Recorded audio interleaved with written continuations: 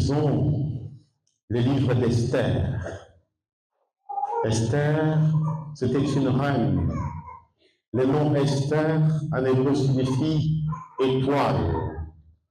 Toute sa vocation, comme le nom est lié à l'identité d'une personne, toute sa vocation consistera à briller comme une étoile parmi tant d'autres. Le livre d'Esther est lié à une fête juive qu'on appelle la fête des Purim. Chaque année, le peuple juif célèbre cette fête. Elle fait partie des fêtes d'institutions rabbiniques. Ce sont les rabbins qui ont institué cette fête. Que nous dit la fête des Purim? D'abord, elle célèbre la délivrance du peuple Israël, pas la délivrance de la terre d'Égypte, mais la délivrance du peuple Israël, le peuple juif, de l'île d'Aman. Le mot Purim signifie tirage au sort. Effectivement, Aman avait tiré au sort pour pouvoir exterminer tout le peuple juif. La nation juive devait être exterminée. Pourquoi? Parce que c'était une nation dangereuse. Une nation qui n'obéissait pas au roi Assuérus, qui est identifié à Aman. Une nation qui était fidèle à la religion de ses ancêtres, de ses pères. Alors, comme cette nation était dangereuse pour le roi, son premier ministre est allé voir le roi. Il a demandé à ce que toute la race juive, du plus petit au plus grand, soit exterminée. Et le roi a tiré le sort. Il a donc signé pour que ce peuple soit exterminé. Et celle qui était la reine était tellement dans l'angoisse de voir tout le peuple Israël. Or, Esther était dans le royaume. Elle avait un titre tout à fait particulier. Elle avait trouvé une faveur auprès du roi. Mais elle n'était pas grecque. Elle était juive. Et quand, ayant appris que toute la nation juive, son peuple, sa nation, devait être exterminée, Esther était dans l'angoisse. C'est ce que nous raconte le livre d'Esther. Mais Esther va poser des actes. Quand j'ai préparé les masters, nous avions un cours intitulé « À l'école des grands priants ». Le but de ce cours, c'était de voir des figures bibliques qui ont formulé des prières qui ont marqué l'humanité, tel Abraham, tel Esther, tel Jésus. Alors je me rappelle, chacune des figures a une caractéristique. Sur le plan spirituel, nous devions aussi nous modeler sur ces figures pour que notre prière soit exaucée. Il est toujours important de voir comment les grandes figures prient pour que leur prière inspire notre prière. Et quand leur prière inspire notre prière, quand nous prions, le ciel est remué. Le ciel est remué. Et Dieu exauce la prière. Amen, amen, amen, amen. J'aimerais, chers frères et sœurs, relever quelques caractéristiques de la prière d'Esther. Je vais en relever 7, même s'il y en a beaucoup. D'abord, la première caractéristique. Le premier élément, c'est une prière. Tu calcules le danger, tu calcules la gravité, tout ce qui t'attend. Tu n'as pas la solution. Tu regardes de gauche à droite. Tu lèves les yeux comme les islamistes, je lève les yeux vers le monde. D'où me viendra le secours? Tu es dans une situation angoissante. Telle est la situation d'Esther. Mais ce n'est pas n'importe quelle angoisse. C'est une angoisse mortelle. Le sang doit couler absolument. Vous imaginez? C'est comme quelqu'un que j'ai reçu il y a une semaine. Mon père, mon petit frère, a commis un acte qui mérite la mort. Il a été arrêté. La sentence va tomber. Mon père, même si j'étais en conflit avec mon petit frère, mais sachant que une fois que la sentence tombe, il pourrait être exécuté. Et mon père, et pendant qu'il parlait, il a commencé à pleurer. C'est une situation angoissante. Avez-vous déjà été dans cette situation? Esther, dans cette situation, elle va maintenant se tourner vers son Dieu. Elle va se tourner vers son Dieu. Mais elle prend une décision. Elle renonce à tout. Elle renonce à la nourriture. Elle renonce à la boisson. Elle jeûne. Elle se prive de tout. Et en plus de cela, deuxième caractéristique, une prière de profonde humilité. Et nous allons voir le geste extérieur de cette humilité. Ses habits royaux. Que c'est la reine Esther quand même. Elle ne peut pas s'habiller de n'importe quel moment, de n'importe quelle manière. Ses habits royaux, elle les abandonne. Elle porte les habits de deuil.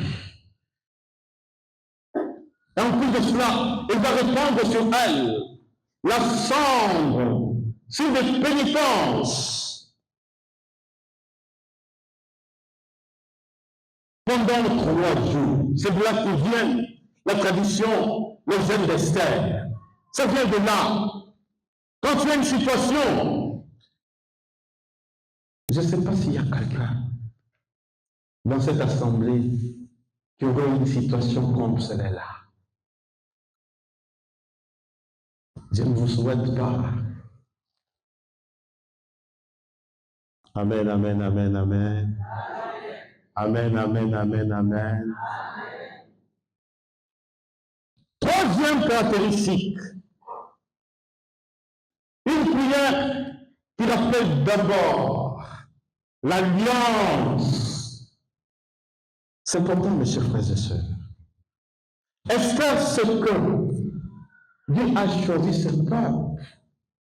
La bénédiction d'Abraham coule dans ce peuple.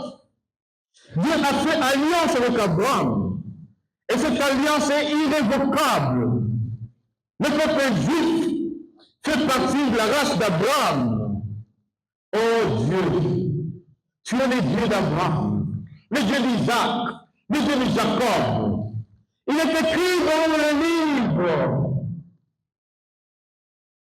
que tu délivres ceux qui te plaisent. Écoutez bien cette prière. Tu délivres ceux qui te plaisent. Le secret de l'exaucement est de plaire au Seigneur. Quand tu plais au Seigneur, quelle que soit la situation dans laquelle tu pourrais te trouver, Dieu se souvient de tes actes et il te vient au secours. Et ça veut dire quoi plaire au Seigneur? Ce n'est rien d'autre que marcher dans ses voies, pratiquer sa volonté, obéir à sa parole, éviter les péchés. Je plais au Seigneur. Et le Seigneur trouve toute sa complaisance en ma personne. Esther rappelle, parce que tu es le Dieu d'alliance, Seigneur, tu ne peux jamais régner ce que tu as dit. Tu as compris l'alliance avec Abraham, notre père. Tu as renouvelé en Isaac, en Jacob. tes serviteurs. Mais regarde maintenant ce peuple, ô Seigneur notre Dieu. C'est la troisième caractéristique. La quatrième caractéristique. Une prière pleine de confiance et de courage. Pleine de confiance. Je sais qui tu es, Seigneur. Tu es le Dieu fidèle. Tu es le Dieu qui ne repousse jamais ceux qui viennent vers toi. Tu es le Dieu compatissant, non de la colère, plein d'amour. Ma prière doit être basée sur la confiance. Et quand je prie, Jean Priant a écrit un livre, Prier comme un enfant, prier comme un enfant, prier comme un enfant du roi.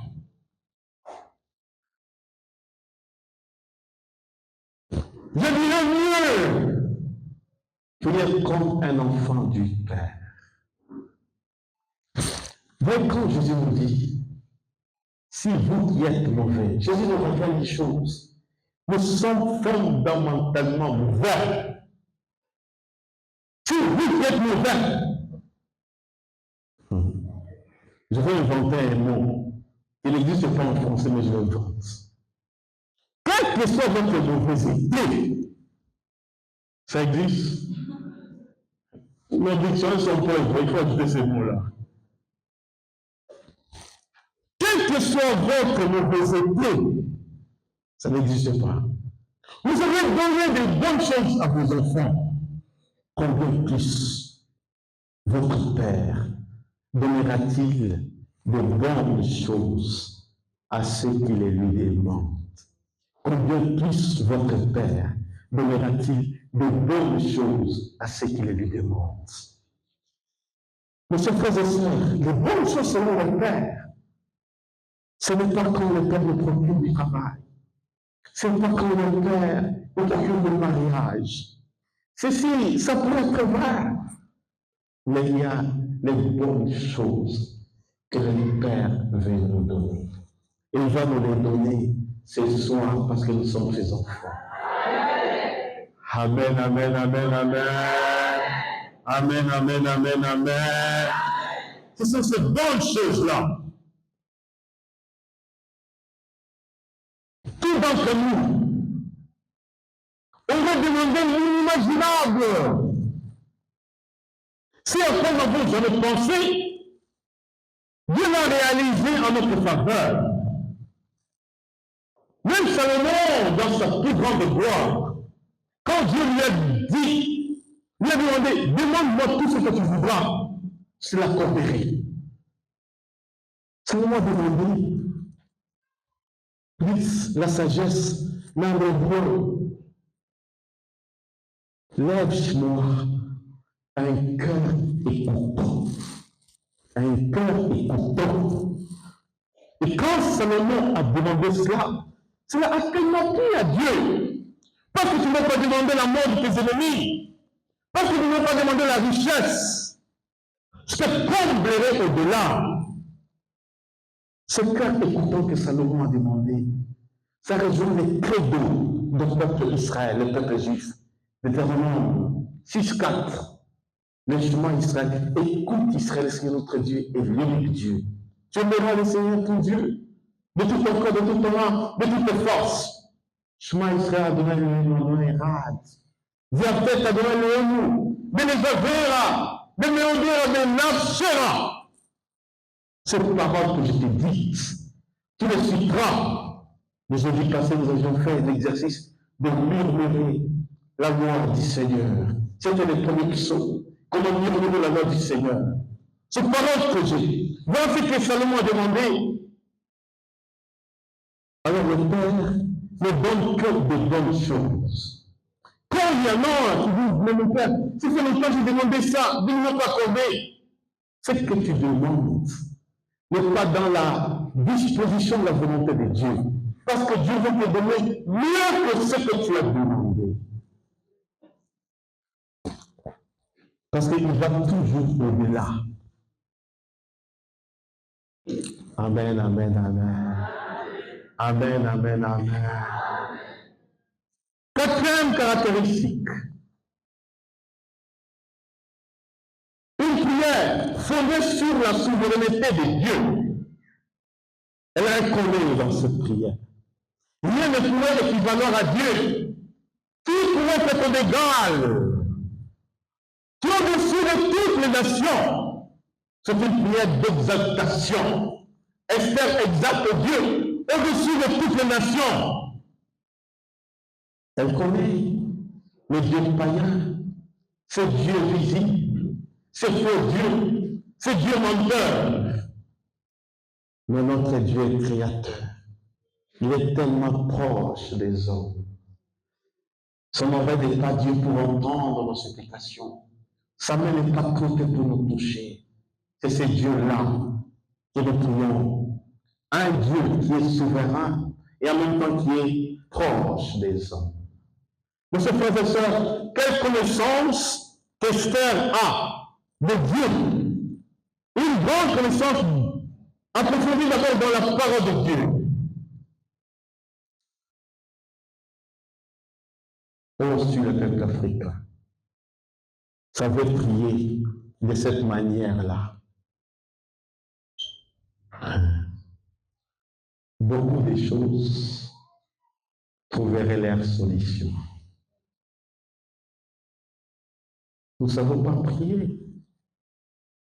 Vous demandez et vous n'obtenez pas parce que vous demandez mal.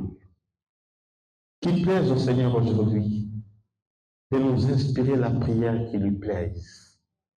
Qu'il plaise au Seigneur aujourd'hui de nous apprendre à prier. Apprends-nous à prier comme Jean-Baptiste a appris à ses disciples.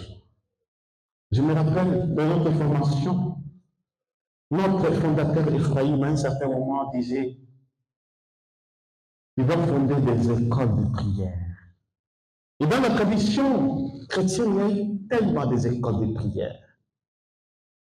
L'école ignatienne de Saint-Ignace de Loyola, l'école carmélitaine, avec Sainte Thérèse d'Avila, Saint Jean de la Croix, la petite Thérèse de l'Enfant Jésus, l'école augustinienne, l'école dominicaine. Et dans la tradition, nous trouvons des modèles de prière. C'est quoi la différence entre les hommes et les animaux? Vous pouvez me dire, au niveau de l'intelligence, oui. Mais à quoi sert l'intelligence? Ton intelligence sert à connaître l'être, à syntaxe en métaphysique. Et l'être par excellence, c'est Dieu. On s'y entre dans cette connaissance de l'être par la voie de la prière. Le temps du carême, pourquoi ce texte? Il y a deux armes importantes. La parole de Dieu et la prière. La lecture divine et l'oraison.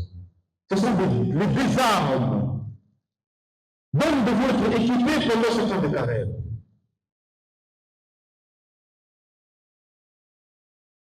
Cinquième caractéristique. Je vais me limiter à la cinquième caractéristique. Cinquième caractéristique. Une prière qui transforme le cœur du roi. Une prière qui change la décision qui a été prise. La sentence était déjà tombée. Les déclarations ont été déjà faites. Change son cœur. Qui commence à détester ce qui nous déteste. Change son cœur. La prière a la capacité de changer le cœur de quelqu'un. La prière a la capacité de changer les décisions qui ont été prises. contre ton humanité. La prière a la capacité de déjouer le plan du méchant. La prière a la capacité de changer, même d'agir sur les décisions démoniaques. Et à chaque fois quand tu pries, il y a des décisions qui ont été prises contre toi, qui tombent. Et dans le monde invisible, quand ces décisions-là tombent, tes ennemis sont dans la confusion. Panique totale, parce que la prière agit. Et Esther a expérimenté cela. Et c'est effectivement cela, la fête de Pourim. Vous avez tiré les sorts. J'aimerais, mes chers frères et sœurs, il n'y a pas longtemps, je vous disais, au Congo, il y a beaucoup de religiosité sans Dieu. Beaucoup de pasteurs, beaucoup de serviteurs de Dieu, qui ne sont pas des témoins.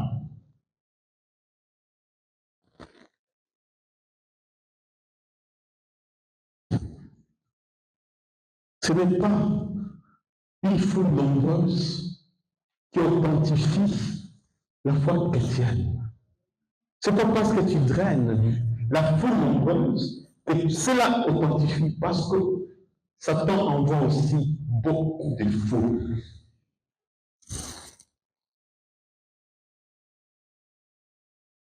La vérité, si tu es en Dieu, si tu es dans la lumière, ou si tu es dans les ténèbres, un jour ou l'autre, la vérité finira toujours par triompher.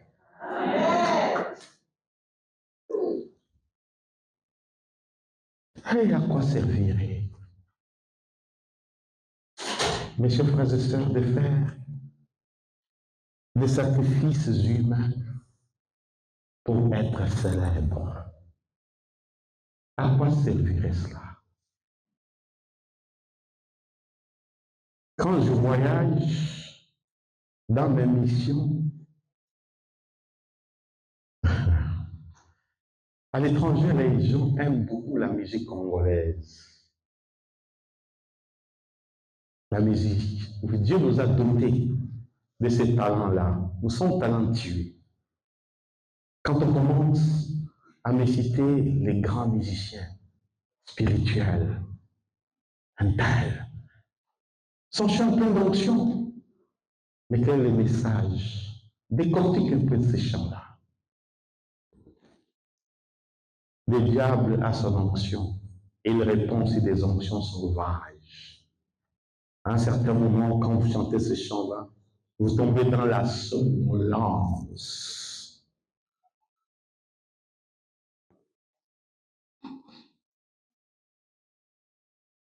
La véritable prière échange de décisions.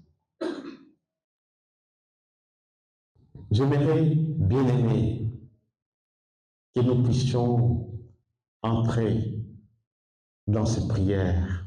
Regarde une situation humainement impossible. Et dis-toi que parce que tu es l'enfant du Père, tu es la fille du roi, ta prière se fonde sur la confiance absolue. Quelle que soit l'angoisse que tu as traversée, dis-toi que si Dieu a exaucé Esther, il est capable d'exaucer aujourd'hui. 1 Jean 5, 14 à 16, nous avons l'assurance en Dieu. Et si nous lui demandons quelque chose selon sa volonté, il nous écoute. Et si nous écoutons tout ce que nous lui demandons, nous savons que nous possédons déjà ce que nous lui avons demandé. À celui dont la puissance, agissant des dons de nous, est capable de faire, bien au-delà de ce que nous pouvons demander ou concevoir. Quand la puissance agit au-dedans de nous, Dieu devient capable de faire au-delà de ce que nous demandons. dis-toi que ce que tu as vu de la gloire de Dieu dans ta vie, ce n'est même pas un dixième de ce que tu dois voir. Le samedi, j'étais invité par un groupe d'intercession. Je donnais l'enseignement. Et après, c'était un temps de prière. Le Saint-Esprit s'était manifesté vraiment de manière sauvage. On a prié, on dit, nous allons bien demander à Dieu. Nous allons demander à Dieu d'agir au-delà de ce que nous envisageons demander. J'ai fini l'enseignement et la prière et je suis sorti. Et après, il y en a qui m'ont écrit, mon père, nous avons vu des miracles spectaculaires. Une dame qui n'avait pas marché, une AVC. Après la prière, tout est rentré en ordre. La dame a commencé à marcher, à courir, à sauter. Un monsieur qui avait un abcès, on dirait, maléfice. Elle n'est pas venue pour cela. Elle est venue comme intercesseur. Pendant la prière, son abcès-là a disparu miraculeusement. Même pas une trace. Ceux qui voyaient la personne, quand elle témoignait, disent, je suis là. Alors, Dieu agit au-delà. Le frère Maître Alain était là. Moi, je n'avais pas écouté ces témoignages de trompe. C'est vrai ça. Moi, je n'étais pas là après on m'a envoyé de ceux-là qui ont témoigné.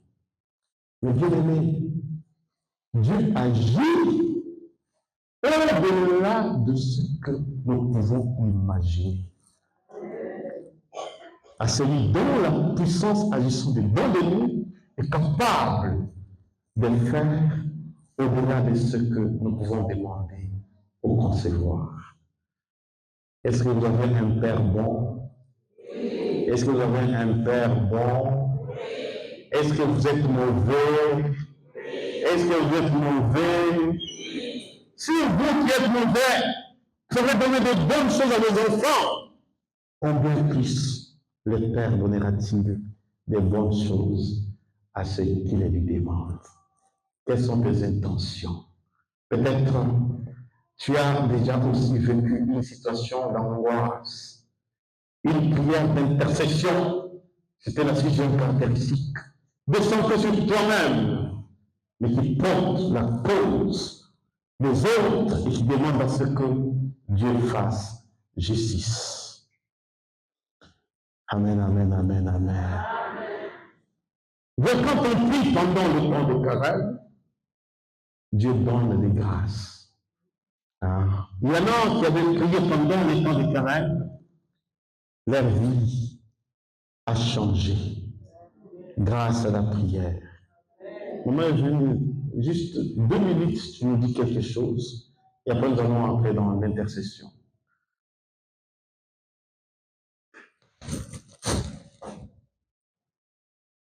Shalom, peuple de Dieu. Shalom. J'étais tombée malade pendant un moment, c'était en 2023. On a essayé de me soigner, il n'y avait pas de solution. À l'hôpital, on ne trouvait pas de maladie, mais moi, j'ai continué à souffrir. Et à un certain moment, on a prié pour moi, ça n'allait pas toujours. Et j'avais partagé avec un frère que Dieu a démontré le niveau de mon combat. Il m'avait dit, on va prier ensemble. Toi, tu pries chez toi et moi chez moi. On prend la même heure. Et puis, je veux que le Seigneur te montre toi-même ce qu'il y a. J'ai prié, c'était à 22h30 jusqu'à 23h. Et quand j'ai essayé de somnoler un tout petit peu, je me suis vue dans... Il y avait 2 clôtures. J'étais là-dedans. Et dans les 2 clôtures-là, il y avait aussi une maisonnette. Il n'y avait ni porte, ni fenêtre. J'étais encore là-dedans. Donc, il y avait 3 murs. Et le matin, quand je me suis réveillée, j'avais très peur. Je me disais que ça, c'est la mort. Et le frère m'a dit, ma soeur, dans ton cas, il n'y a que Dieu, et Dieu seul qui peut résoudre ça.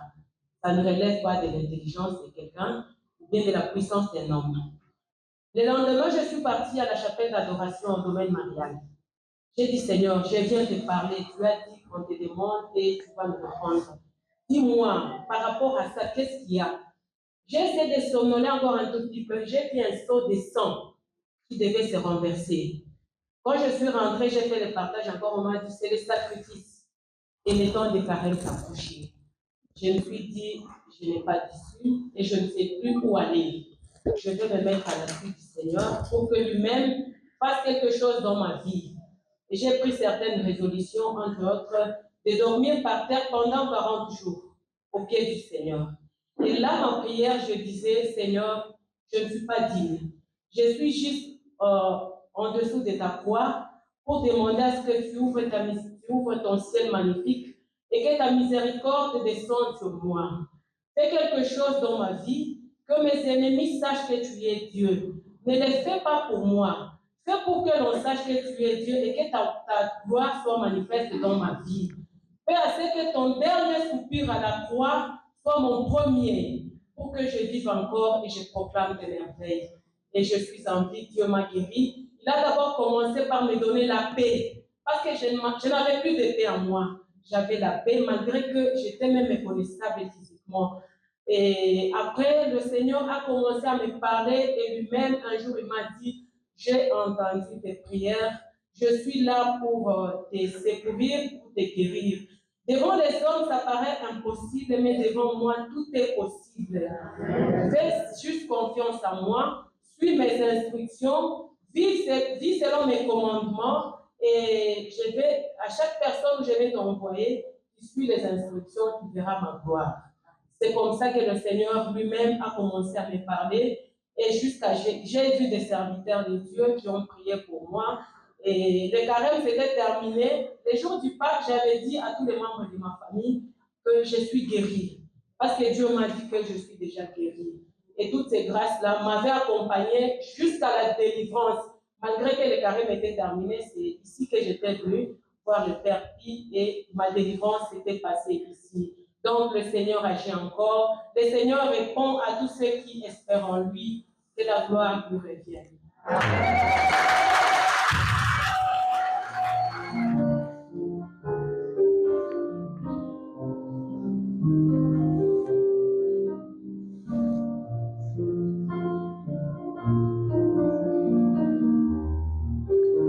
Le Seigneur est en train de travailler dans les profondeurs des cœurs.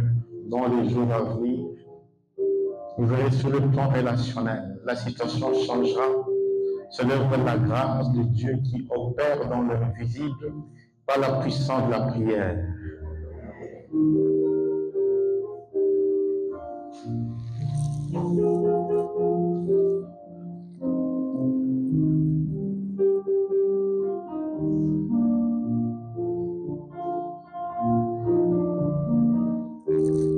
Le Seigneur met de bonnes choses dans mon cœur pour que je sois quand même la transmission de ses grâces.